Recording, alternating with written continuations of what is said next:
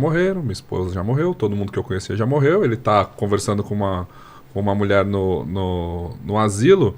E aí a última cena é ele com um ratinho que também tem, né, entra em contato com aquela ser de vida. E o ratinho tá vivo. Ah, o ratinho é imortal como ele? Ratinho. Tá. Então, não é que ele é imortal. É que assim, se o ratinho durou até tanto, ele não sabe quanto tempo ele vai durar, assim, sabe? Então ele provavelmente... Ele vai durar muitos e muitos anos e ele entende que esse é a punição dele, o fato de viver pra sempre, porque ele deixou algo maravilhoso morrer.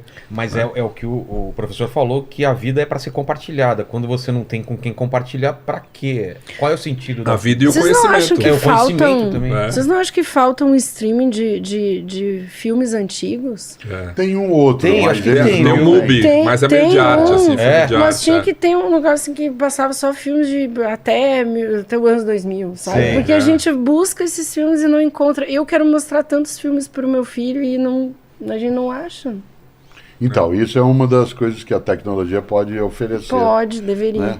Você pode pedir para a inteligência artificial criar, Fazer. né? E ela vai criar toda uma estrutura para isso. Tem mercado. Eu acho que vale. Mas você sabe que uma das coisas também para a geração mais nova, quando a gente estava falando no mundo digital, essa questão das referências, dos filmes, importa muito. Sua audiência é também de gente mais nova. Então, às vezes, você perde o contato se você usa uma referência muito antiga, né? A pessoa se desconecta daquilo que você está falando. E dentro do mundo de ensino online, né?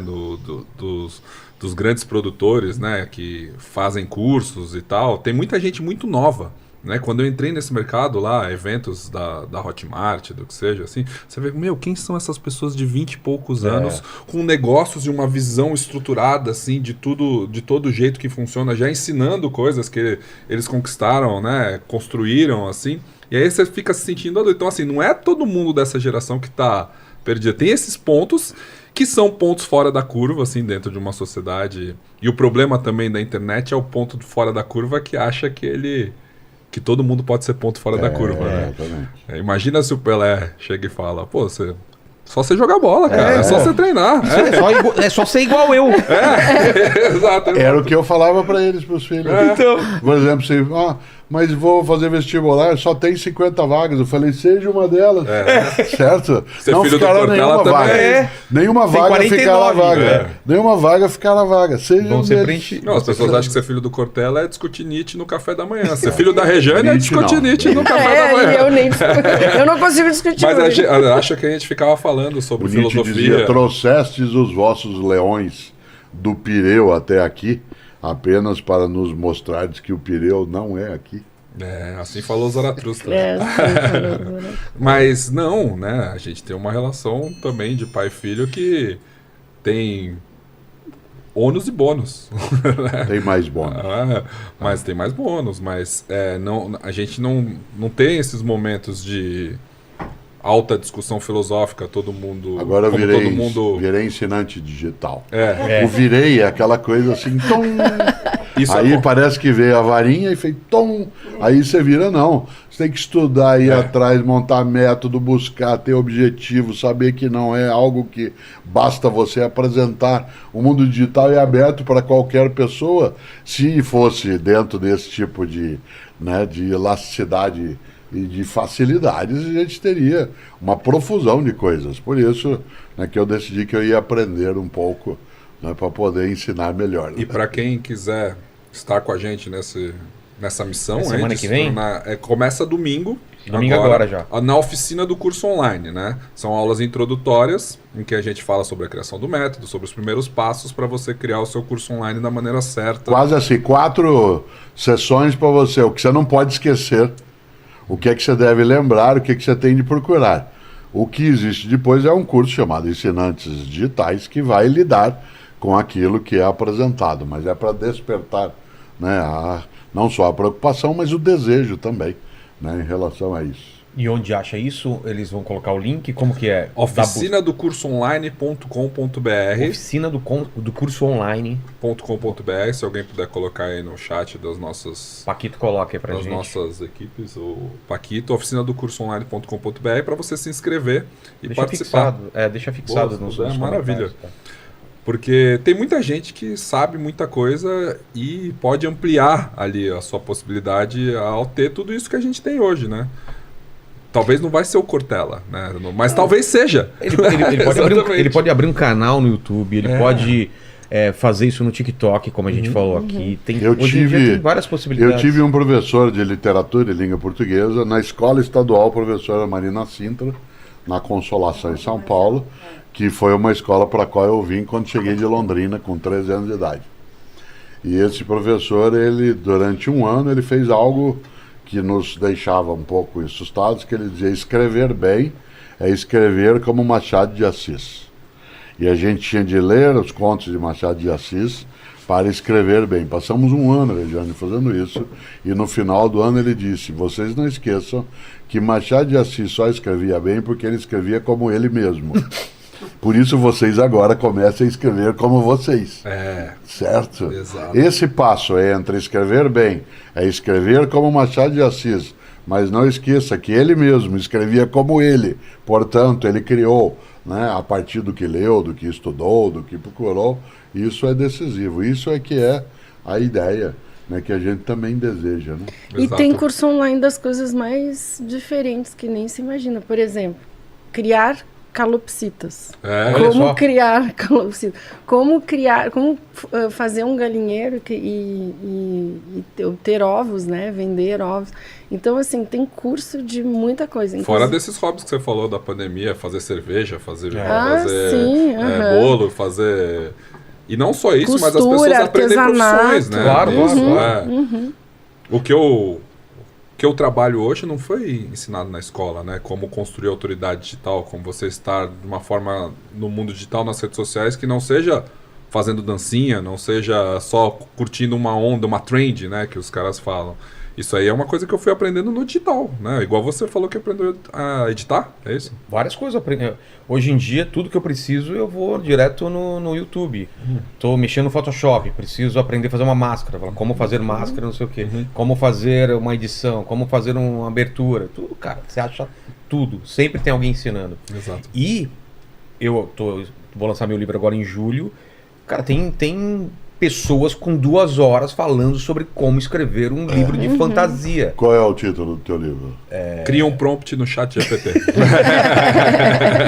Ligue os pontos. Liga os pontos. Muito bom. Cada livro é uma aventura em cima de um passatempo. Que legal. Legal. Vou mandar um pra vocês aí. Será pra vocês. lido com alegria. Vamos ver o que o pessoal tem dúvidas aí, Paquito. O que o pessoal tá comentando no chat aí? Ó, bora lá, hein? Seu cabelo está maravilhoso hoje. Muito com essa- obrigado. Você viu? Olha só, caindo em cima de um hidratação olho. hoje. Não, brincadeira, não fiz nada. Não. Ó, o Guilherme Trigo, ele falou aqui: boa noite, galera. Primeiro quero agradecer ao Vilela por sempre proporcionar conteúdos incríveis. Em cima disso, gostaria de perguntar, a educação teria que evoluir para um estímulo de busca por conhecimento ao invés de ser baseado na decoreba? Sem dúvida. Né? A memória ela é importante, mas ela não é nem exclusiva nem decisiva. Né? O ensino tem que estimular a autonomia, a procura por si, a capacidade de indagar e, é claro, de encontrar respostas, porque do contrário, você cria uma dependência e não uma independência. Né? A tarefa da educação escolar é a emancipação da pessoa e não o aprisionamento dela.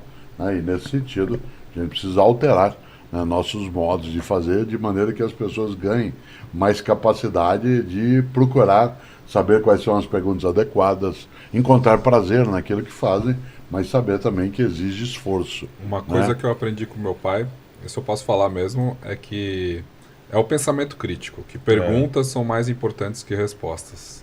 Saber a fazer boas perguntas, que é o que a gente está falando que vai ser uma das habilidades mais importantes nesse mundo do futuro, é onde deve ser baseado, onde deve estar o foco do nosso ensino, o pensamento crítico, a possibilidade das pessoas pensarem com a própria cabeça. Entendi. O Paquito, pode falar. O Jeff Fotoni, ele perguntou aqui, podemos considerar a inteligência de seres não vivos ou orgânicos? Acho que ele quer dizer Se animais.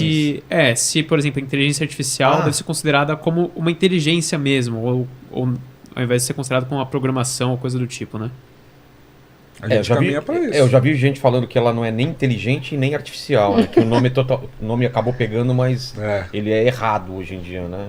Mas é um nome operacional, né? No ponto de partida, ele aparece exatamente. Quando o Isaac Asimov criou a obra do robô, né? Ele trabalhou ali a percepção daquilo que deveria ser, né? Um modo maquinal de nos auxiliar na vida.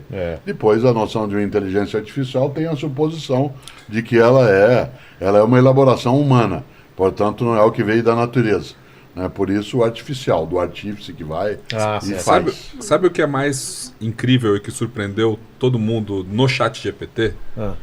A experiência do usuário, o fato dele ser um chat. Ao você perguntar, você vê as palavrinhas se escrevendo. Assim. Então você tem a impressão que é uma impressão, que tem alguém escrevendo aquilo em tempo real.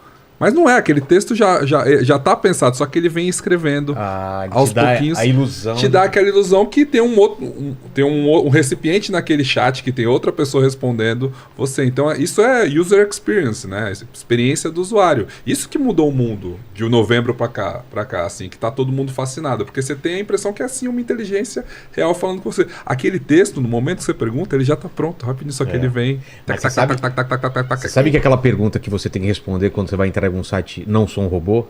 Vocês já pararam para pensar que pode ser um robô procurando a família dele? Pode ser. Pode ser, hein? Abandonado e ele quer saber se ele tem uma... Olha, você sabe que a palavra robota no servo significa escravo. Ah, é? Mas tu sabe, Pedro, que eu acho que o texto não tá pronto. Essa ideia ele vai pode ser que ele procure outro. Pelo menos pelo que o Vincenzo, né, descreveu para mim, que ele está estudando bastante inteligência artificial, o texto não tá pronto. Não é como no Google, que a gente entra no Wikipedia, o texto está lá, ele vai te dar uma resposta que já está lá. Mas ele poderia te apresentar como um texto corrido. Ele te apresenta palavra por palavra, entende? Tudo bem. Mas, por exemplo, se tu fizer a mesma pergunta em diferentes... ele vai montar diferente. Ele vai montar diferente, porque é a probabilidade das palavras e da Entonação de voz? Não, é texto. É texto. É a probabilidade e a relevância que aquela palavra tem naquele momento para o prompt que você deu. Por isso que o Milor, que eu citei antes, dizia que a prova de que existe vida inteligente fora daqui é que eles nunca vieram. Pra que vão vir, né? Sensacional.